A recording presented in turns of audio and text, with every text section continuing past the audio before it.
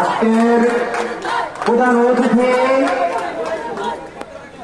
আমাদের জাতীয় সমাজতান্ত্রিক দল জেএইটির কেন্দ্রীয় সহসভাপতি মিসেস তানিয়া লাল উপস্থিত আছেন।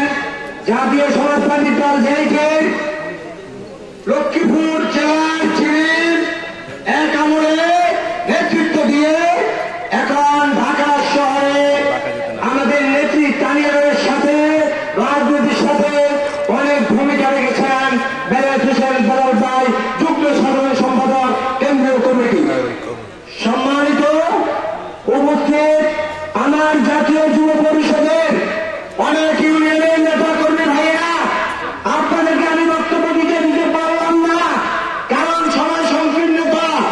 এই জন্য সর্বপ্রথম আমার ওয়ার্ড নেতা হতে ইউনিয়ন নেতা পর্যন্ত আমি আপনাদের আমার অন্তরস্থল থেকে একটু ভালোবাসা দিতে চাই। নিবেন না?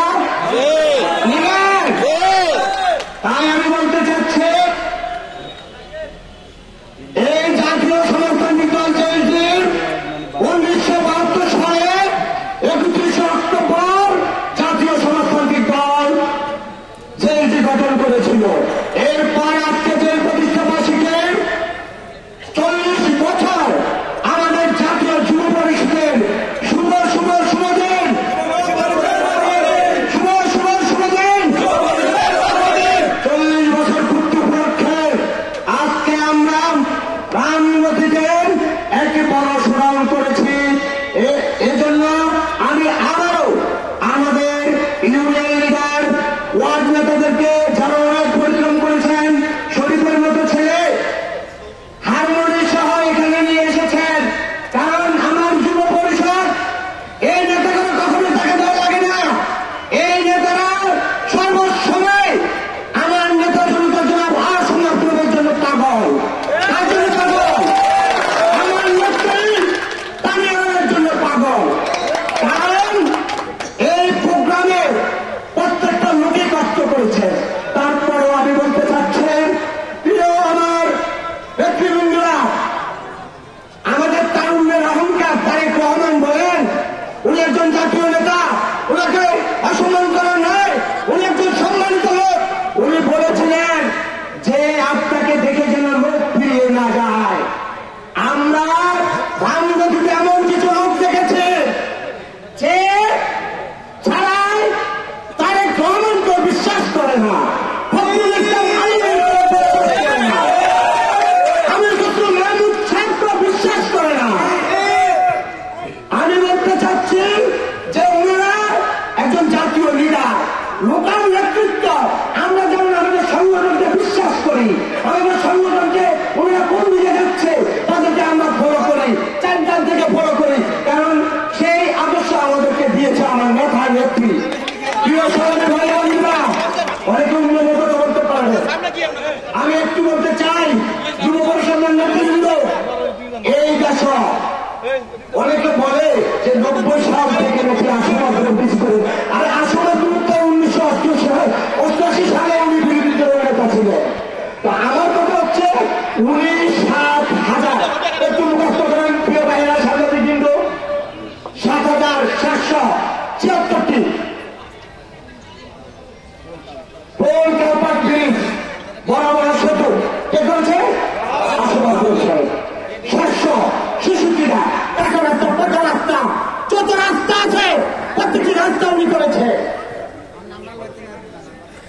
ইউনিয়ন আমাদের মায়েরা যখন গর্ভ অবস্থা ছিল, লক্ষ্মীপুর যেতে পারত না, তখন উনি ইউনিয়নে স্বাস্থ্য কমপ্লেক্স করেছিলেন না বন্ধুর জন্য।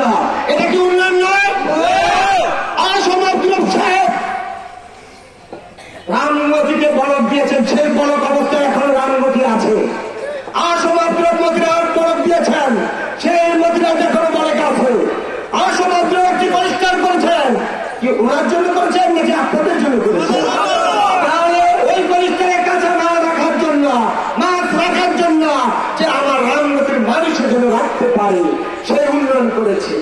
আসমাত্র সাহেব পল্টন 1996 সালে যে পল্টনে গেছিল, এই 27 বছর পরে আমি হামলার হাওলাদার ওখানে সার্ভিস মানে যে পল্টনে ডাক দিয়েছিলাম চাঁদাবাজি করতে, আমি বলেছি ওখানে যাওয়া যাবে না, কারণ 27 বছর পরে আমি ওই পল্টনটা ডাক রেখেছি, কারণ সে তো আসমাত্র জিনিস।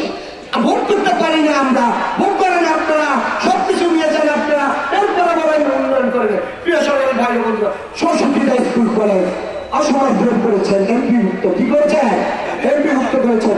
অসমাপ্ত সরকারি করেছেন, 3টি স্থাপন করেছিলেন অসমাপ্ত, যেটা আমার মা আমার বাবা তখন তাদের হাতে মোবাইল ছিল না, আমার ভাই ঢাকা চাকরি করে খুলনা চাকরি করে সেই 3টি দিয়ে ওনারা ফোনে কথা বলে, সেটা তো উন্নয়ন নাকি? প্রিয় সরকারি ভাই বন্ধুরা, এই পল্লী বিদ্যুৎ কে আমার নেতা আসমাত্রুর নামে আপনারা বদনাম বলেন, ছোট ছোট ছেলেরা। আরে এমপি মহোদয় সাহেব, আমি বলতে চাচ্ছি আমার নেতা নেত্রী আমাদের তেমন শিক্ষা দেয়নি যে আপনাকে নিয়ে আমরা মন্তব্য করবো।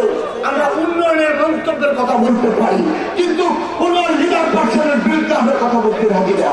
প্রিয় সরকারি ভাই বন্ধুরা, এরপরে ভূমি খনন যিনি আসন বিলোপ করে রেখেছিলেন, আজও পর্যন্ত 7 জন এমপি ওটা করতে পেরেছেন, তার ওখানে চাষ হচ্ছে। প্রিয় সরকারি ভাই বন্ধুরা, উন্নয়ন উন্নয়ন উন্নয়ন, এখানে কার দরকার, কার দরকার, আসমাত্র সরকার। প্রিয় সরকারি ভাই বন্ধুরা, উন্নয়ন অনেক আছে, লিস্টি দিলে আমাদের কাগজ এখান থেকে যেখানে স্টেট আছে ওই লেখাও শেষ হবে না। এই বলে আমি আমার বক্তব্য শেষ করছি। আমাদের যারা পৌর আয়োজক এবং ইউনিয়ন পর্যায়ের নেতারা, ওয়ার্ড পর্যায়ের নেতারা যারা কষ্ট করেছেন, আমি জাতীয় যুব পরিষদের পক্ষ থেকে, রামগতি উপজেলার পক্ষ থেকে আন্তরিক অভিনন্দন জানিয়ে আমি আমার বক্তব্য শেষ করছি। জয় হোক জাতীয় যুব পরিষদ। আসসালামু আলাইকুম।